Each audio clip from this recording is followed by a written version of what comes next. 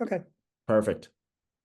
All right, we're going to get rolling. All right, everyone, thank you for joining. This is our second virtual event that we're hosting. We're very lucky to have another great member of our community, Dr. Michael Kolber, joining us to host this virtual event. Again, another profound topic in college and career readiness. We understand as an institution, families aren't looking to us for answers; they're looking through us. And in that capacity, how we're preparing our students for the next phase of their life, whatever that may be. um, you know Understanding where they should be along the process in their college and career readiness, and what we can be doing as a school, what you can be doing outside of the school walls to best prepare our students for the next level. That is what Dr. Kolber is going to go over in this section. We actually have our Dean of College and Career Readiness, Mr. Michael Sherlock, to say a few words and introduce Dr. Kolber a little bit more. Hello, everybody, and welcome, Dr. Colbert. We appreciate you giving your time to us here at St. Joseph Academy, and to the families and parents that are here with us today. Welcome. Certainly an exciting time, and to be having these types of discussions to talk about your children and their future and their plans for after St. Joseph Academy. We have a pretty robust program here over 4 years, and really picks up for us in junior senior year with our seminar programs that we have. And we're excited to be partnering with many colleges, universities in the area for opportunities for our students academically and financially as well. Scholarship money and things like that. So it's definitely an exciting time. So we are thrilled to have Dr. Colbert from Camden County College, who was a professor there in the psychology department, and he's also a licensed counselor as well. So we welcome you. Thank you, Dr. Colbert. Oh, thank you for having me. So this is great. Welcome to all of you that have joined live and those that will watch the recording. For some of you, it seems as though your high schooler was just learning how to walk and talk not that long ago. And now it's like you blink your eyes and they're all grown up, right? Now you're actually talking about college.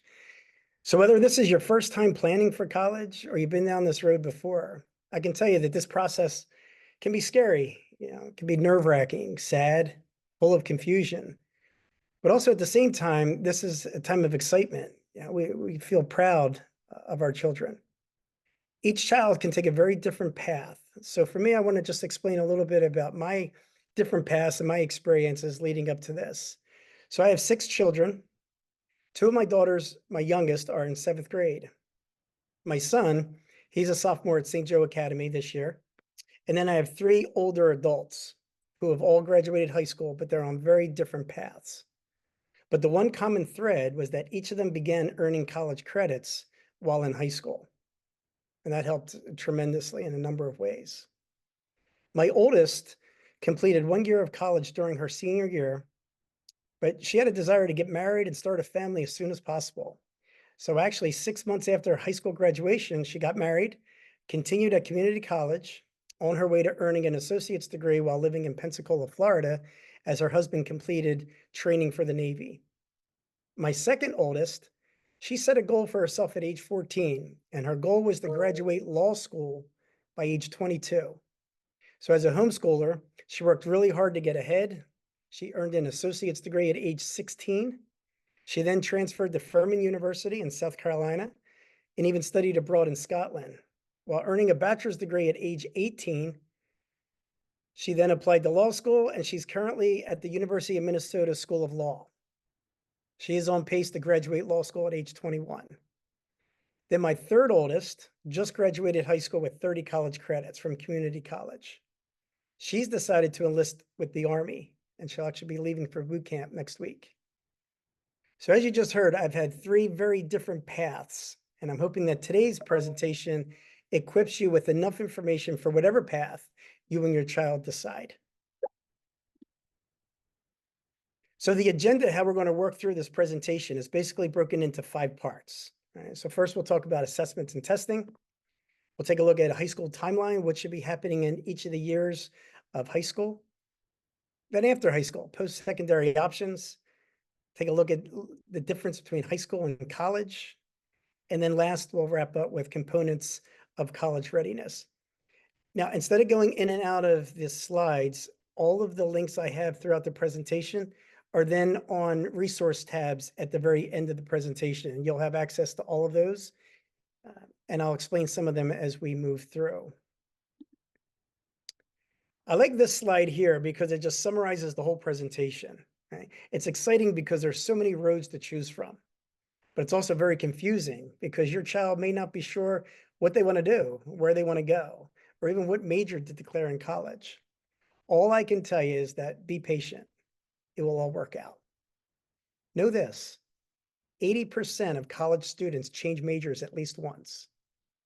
And on average, college students will change their major at least 3 times over the course of their college career. All right, so let's jump into this. Part 1, assessment and testing. If you're not aware, depending on where your child is at St. Joe Academy, they offer 2 seminars that are specifically designed to target career exploration, and students will also take a personality inventory. Seniors will take this seminar during the fall, and then the junior seminar will be held in the spring. And this is a great time for the students to really hone in on the direction that they may want to take. Again, without clicking these links, My Next Move, put out by the U.S. Department of Labor, is a great site to just explore a little bit, right? Identify their interest. So you'll have that link that you can play around with your child. PSATs, SATs, ACT, right? So if you're not familiar with this, the PSAT, that's your practice test. And then you have the choice to either take the SAT or the ACT. So there's links there to provide all the information in order to make that decision. Comparing the two, just real quick. Basically, you're going to take the PSAT, the child's going to take the PSAT, and then you're going to compare those results to what the college's standards are. If they did well on the PSAT, the general rule is just stick with the SATs. But be reminded, there's still many schools that the SAT is optional. So your child may not need to take the SAT. So look into that. So if they took the PSAT and they're not happy with the score, or they took the SAT and they're not happy with the score, they can also take the ACT. Again, just look at the different colleges and what they accept. They'll end up taking those best scores. Moving on to part 2. Here I want to focus on the timeline. What should happen each of the years as your child is moving through St. Joe Academy? This first link is going to give you a packet that has all 4 years together. I gave a copy of all of these to the school. So just ask your child to maybe check in with Ms. Umasola, and I think she has the packets that they can grab. So this has all 4 years in this packet here. If we break down year by year, looking at 9th and 10th grade together, you want to be talking to your child about the schedule, right? The courses that they're going to be taking. Set them up now for later on, especially if they have, college in mind. Talking with the school counselor, talking to Mr. Sherlock and making sure that they understand all these different classes. Like what's an honors class versus an AP class? How would one benefit me? Dual credit. What are the partnerships that St. Joe Academy has? I know we have one with Camden County College, but there may be some other partnerships that they can look at. Extracurricular activities, community-based, leadership-oriented activities, the discovery days that St. Joe offers. Have your child, look into these and be a part of these. Number one, it builds their resume. It allows them to write their essays on their applications. But here's a little word to the wise. Don't have them just sign up for everything, right? Just so they can fill in the boxes on all these applications. Try to challenge them to have a theme, right? So when they say, I want to do this, or I want to participate in this club or this extracurricular, why? If they can streamline it, so when they're writing their essays, they can list the things that they've done and it all makes sense. You want the college to see that there's a passion, that this all is coming towards like one central theme or two central themes, right? So keep that in mind too. They're not looking for the student who just participates in a million different activities. Start early. Start making this list of accomplishments, awards, recognitions. Start a resume so you can just keep editing with them over the years. A good link to go to is this college scorecard. It will show them different things about colleges and what interests them. 9th, 10th grade, probably 10th grade, they'll take the PSATs. Anytime there's a college event or career information event, have them go to it. Even if they're not sure, if they say, no, I want to do this, they might change their mind. Okay? So have them do that. And the other thing that we always get faced with is, 9th, 10th grade, they're like, oh, I got plenty of time. 2, 3 years move very quickly. To them, they've got 20 years. So make sure you stay on them about this. And I know St. Joe Academy does a great job with organizing events and staying on them with that. Do the research, right? Look into the scholarships, the grants, work-study opportunities. As they start moving into junior year, again, you want to take a look at their academic course load. If they're going to college, you want to start making sure they have more difficult classes. This might be AP classes, right? Advanced placement classes. At the same time you're thinking about this, you should start looking and talking about finances. Okay. Great link there, My Smart Borrowing. And I'll give you some other links also to plug that in, just to start brainstorming options, because that may dictate those early decisions, and you might have to transfer, or you allocate a certain amount of money, so schools have to have tuition under a certain amount. So start that talking and check out that My Smart Borrowing. For parents who have students that are student athletes, here's a link for you, NCAA Eligibility Center. You can set up a free profile, and then from there you can decide if you want to upgrade. But check that out for your athlete. Again, any college fairs, and I know St. Joe Academy has them right there on their campus. Encourage your child to be a part of that and ask questions and get the brochures, and then come home and look them up, right? And start a list, right? To start pros and cons and making a list of all these things. If you're interviewing or looking up the colleges, try to get somebody on the phone, right? Not just from the admissions or the advisement. Call the departments. Ask to talk to the department chair. Right? And ask questions like acceptance rates, retention rates, graduation rates. And these are questions that students don't really think of. But as parents, we want to know, we're investing all this time and money for our child to go away, and what are their chances of successfully completing that, right? What are their resources? Another really good resource to take a look at is the Occupational Outlook Handbook, OOH. When you click on this, it's going to give you every occupation. It'll talk about salaries. It'll talk about the different trends that are happening overall, and then in the different fields. It'll tell you the educational degree requirements for each one of them. And that updates every couple of years. So make sure you check that out. And then senior year, right? Senior year, you're going to be making the college visits, right? Touring the campuses. Make sure that they send thank you letters to anybody that they met with at the college. You want to start looking at the federal aid student estimator. Again, that resume that you started working on early on, start making the edits to it. Try to get it finalized. You want to get this thing to looking professionally so they can print it, they can scan it, they can attach it to all their applications. Also, they have to be thinking about letters of recommendation. So start talking to teachers and administrators, coaches and mentors, people in the community. Start this process early and stay on them about that. Most of the applications are going to be done online. There's a portal for most colleges where everything is sent into. As far as transcripts, St. Joe will take care of the high school transcript. pay attention to early decisions. You know, some colleges will make decisions early in that senior year. Right? So if you want to, and you might have to apply for that. It might cost a couple extra dollars. Sometimes these application fees can be waived. So look into that also. Ask about different things that can be waived. But early decisions, that takes a lot of pressure off when a student knows, okay, I got accepted and here's where I'm going, versus bringing that into the springtime of their senior year. So again, they want to make these choices, by May. I mean, oftentimes they'll make them before then. Reach out to the colleges that they have been accepted to and notify them that, thank you for the offer, but you've chosen to go somewhere else.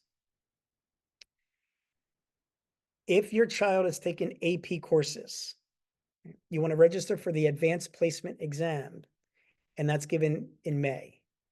There's a whole process in getting those scores, right? If they score a 3, 4, or 5, over to the college to get college credits. So there's a link there that explains that process. Keep in mind for dual credit, again, I know Camden County College partners with St. Joe, but when they do dual credit, you have to go to that college and request and pay whatever the fee is. Camden County College, it's $12. Request that transcript to be sent to their college. Right? Remember, in dual credit, the college is just a holder of the college credits. You don't have to go to that school to complete it. You can just take those credits with you wherever you're going, but you have to request those transcripts. And I know Camden County, we send letters out to explain that process. Here are some major sites that you'll be visiting, right? The FAFSA and the Pell Grant, New Jersey Stars. Now, New Jersey Stars, you have to go to a community college and get an associate's. If you get the associates, there's a New Jersey Stars 2 that gives additional funding. Yeah, the EOF, there's also funding specifically for community colleges. All right, so then this brings us to the next section. And this is our post-secondary options. What are some of the options after high school? If you're talking with your child and they just don't want to go to college, right? They want to learn a trade, they want to get a certificate, this is where you want to go, okay? Trade schools, technical schools, it's going to take less than 2 years to get that. Some of these examples might be a certificate in addictions counseling, medical coding, construction trade, culinary arts. Okay? Doesn't require a degree. You get a certificate and you get out there and you're working within 2 years. Now, if they're saying, I can at least do 2 years, right? I want to get my associate's degree, right? Now you're looking at the community college. Well, keep in mind, if you started dual credit or those AP classes, you're already ahead of the game. So you can reduce that time significantly depending on how many courses they take. With community colleges, you don't have to take the SATs or ACT. If you don't, then you have to take the placement test. And that allows you to get into the math, sciences, the English classes. Okay? If you're taking the SAT or ACT and scored at a certain level, then you move right into college level. Okay? So they just want to make sure you're college ready. So this associate's degree, it's 60 credits. 60 credits will earn an associate's degree. Colleges also have programs, they're like dual credit, but they call them different. This is College Now at Camden County College, which means you could be a student, let's say at St. Joe Academy, and you might take a summer course. Or maybe you want to take an online course during your senior year at St. Joe. Okay? So it's not being taught and offered at St. Joe Academy. You're actually coming to the campus, or you're taking it online with us or with that college. Okay? So that's another way to pick up some extra credits.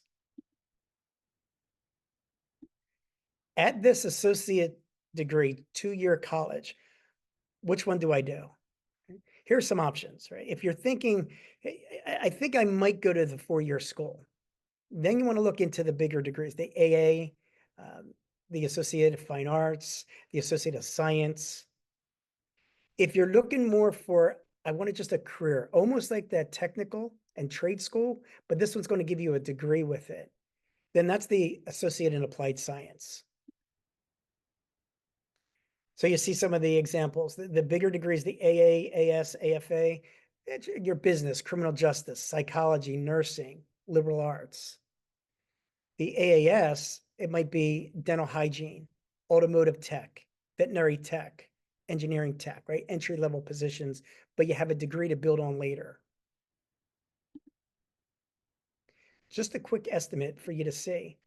If you're looking at a financial standpoint, starting at a community college is great for a number of reasons, but here, this depicts the financial incentive to start at a community college. You will save money. If you're interested to talk a little bit more with Camden County College, here are some resources that you can reach out, and you can always reach out to me also. Let's say your child says, you know what, I want to go to a four-year school. I want to get a bachelor's degree.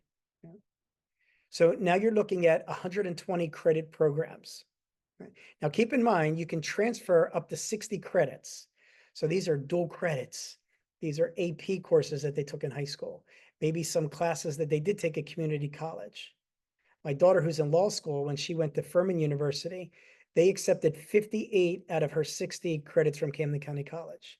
So that was a huge boost. And then along the way, she was able to do a few more classes that she came back and took over the summer or online at Camden County and transferred them in. So make sure that they know that they can still do that. Even though they're at a four-year school, they can take classes at a community college and transfer them back. The advantage to this is, one, it gets you ahead or caught up. Two, there's no pressure because all you have to do is get a C. The grade doesn't transfer, only the credit does. So students might do this on a difficult class. Maybe they have anatomy and physiology. So they want to take it at the community level and then transfer that over. Right? So just be mindful, you can bring credits with you. And even while you're at the four-year school, you can still take credits at other schools and community colleges. All right, so now we're moving into what is the difference between high school and college? These are some good conversations to have with your child. So first, college is going to be the first place where we expect young people to be adults, not just large children, right?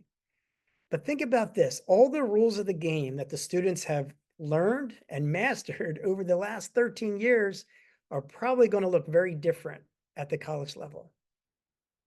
One of the biggest ones is going to be that student-teacher relationship, right? That changes quite a bit. At the college level, there's expectations for engagement and participation, independent work, being self-motivated, highly motivated, right? And having this intellectual development that's going to be tested on a number of levels.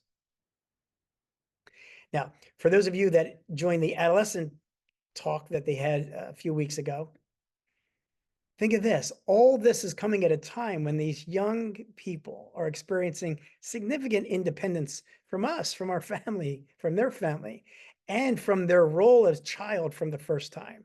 So they're no longer the child, right? They're trying to get to that next level and this level of independence where they think they can do it. And they can, right? With a lot of support. But this is why that transition from high school to college can be pretty difficult. So here are some differences you can take side by side. High school, they might read a couple of books, maybe write one or two research papers. And with that, they might be given a couple of weeks, maybe even a couple of months to do. College, you might be reading 8 to 10 books, and that might be, per semester, writing multiple papers in a short amount of time. Got to remember, there's 15-week courses, 13-week courses, 10-week courses, and we even offer 6-week online courses. So depending on these timeframes, these deadlines come pretty quickly. And most of the time you don't get the reminder other than the syllabus. I thought this paragraph was a neat one to just go over with your child, right? What are the expectations from the college professor? Right? They expect students to make inferences, interpret results, analyze conflicting explanations of phenomena, support arguments with evidence, solve complex problems, have no obvious answers, and be able to reach conclusions, offer explanations, conduct research, engage in a give and take, generally think deeply about what they're being taught.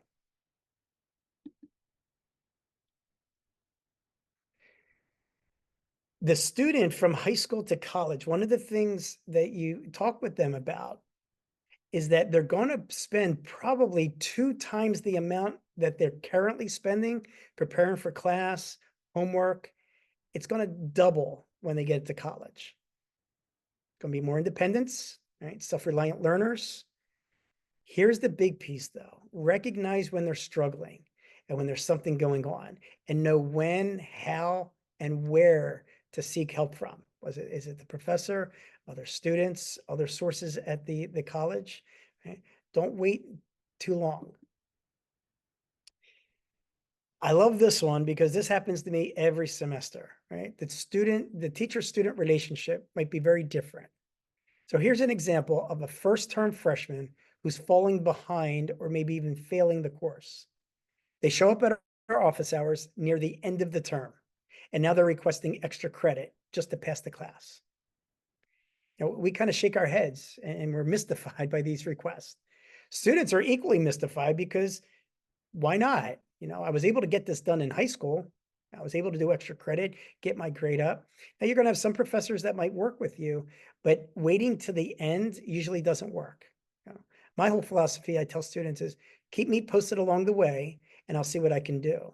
But if you wait 2 weeks after an exam or at the end of the semester, there's not much I can do at that point. What we want to do is prepare them to get the most out of the college experience. Right? And just know that our students, they do have the mindset and the disposition that's necessary to enable this to happen. So the last part 5, the components of college readiness. You'll see the circles here with the different components. There's a link there for a really great article. So what I decided to do is let me summarize this article in this presentation. And in addition, let me just highlight a few things as we go through this. Let's take a look at the cognitive strategies that are going to be necessary for college readiness. Start with intellectual openness. This is what I call open skepticism, right? Skeptics. I challenge the students, be a skeptic, doubt everything until you get enough evidence where you can say, okay, I believe this, or I'm open for more information. That's what we want. We want their personal views to be challenged and maybe change, maybe not change, but be open to learning. The inquisitiveness. Here, ask questions of why. Okay? Don't just simply accept things. Right? Ask why things are so.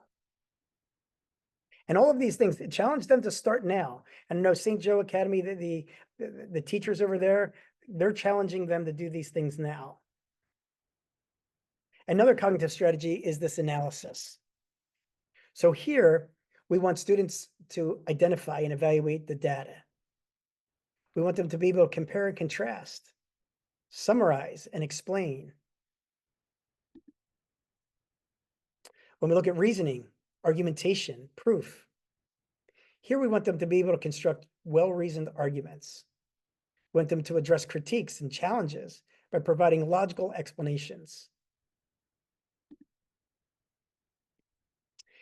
For interpretation, we want them to analyze, synthesize, right, and even present information orally and written.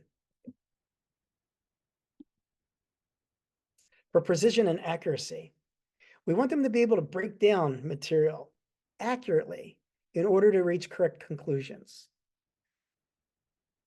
And there'll be a number of assignments that are going to tap into each one of these. And then problem solving, right? We want them to be good problem solvers, getting these strategies for routine problems, not so routine problems, complex problems, but really being thinkers, critical thinkers. When we move into academic behaviors, we're going to look at self-monitoring and study skills. So to outline the self-monitoring, I want to talk about metacognitive skills. Metacognition is thinking about what we just thought about. I challenge my students on day 1, think about high school, what worked, what didn't work, right? That's metacognition. You're going to then bring that into your college world, and you're going to start using some of that or adapting some of that. And each time an exam or an assignment, you get the grade back. Again, think about how you prepared for that and then make the changes as necessary. Study skills. I mean, this is important at all the levels. The biggest thing I can stress here is tell them to communicate with the professors. Okay? Approach them. Get to know the professors. Go to their office hours. Then take notes. Can't tell you how many times I'm in front of the class and I look out and they're just sitting there. They're not even taking notes. Use all the resources available to them. The other piece, study groups. They're highly, highly, highly successful when students take advantage of study groups. And the last one on their academic behaviors here is time management. What we find is that college students are typically one of the worst time managers of any cohort of life. So work with them now, right? Make to-do lists, schedule things, use their phones to actually schedule study time, right? Looking at things over a course of time, what we call a distributed practice versus cramming. And then lastly, we have these academic knowledge and skills, basically through writing and research. They're going to be doing some writing, some classes more than others, but they're going to be expected to write a lot. They're going to be expected to master APA, MLA, Chicago style, right? Depending on their major, depending on the class. And then research. Most college courses are going to have a research paper in there, whether it's one, whether it's two. So being able to know how to do this, know that Wikipedia is not a good source. What are peer-reviewed, professionally published journals and how to access them? Our librarians are great, great resources for research papers. And that brings us to the end.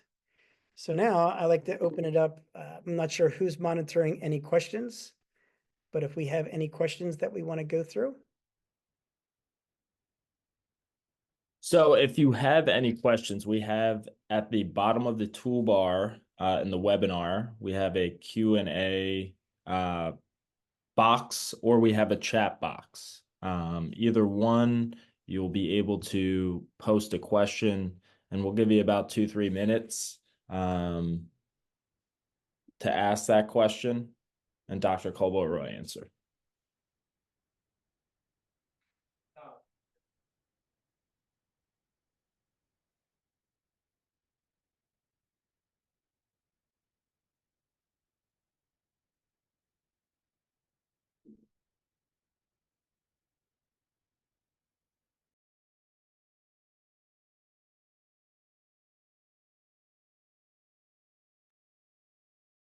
So very good question. Will there be a replay link? Yes. So once we are finished with the webinar, we will have a link up on YouTube, and we will send a email with the recording as well as all the links for resources that were found inside the presentation.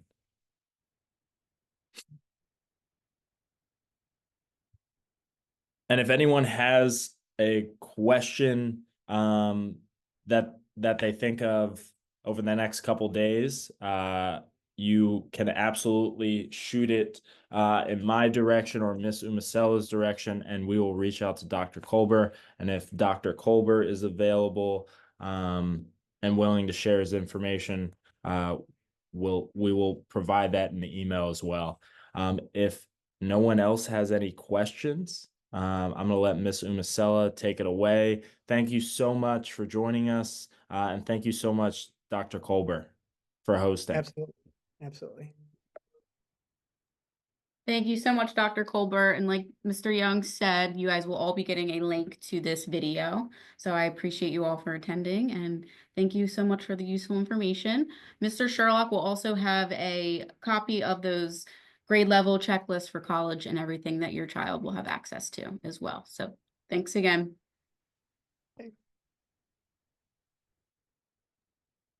Thanks, everyone. Have a great evening.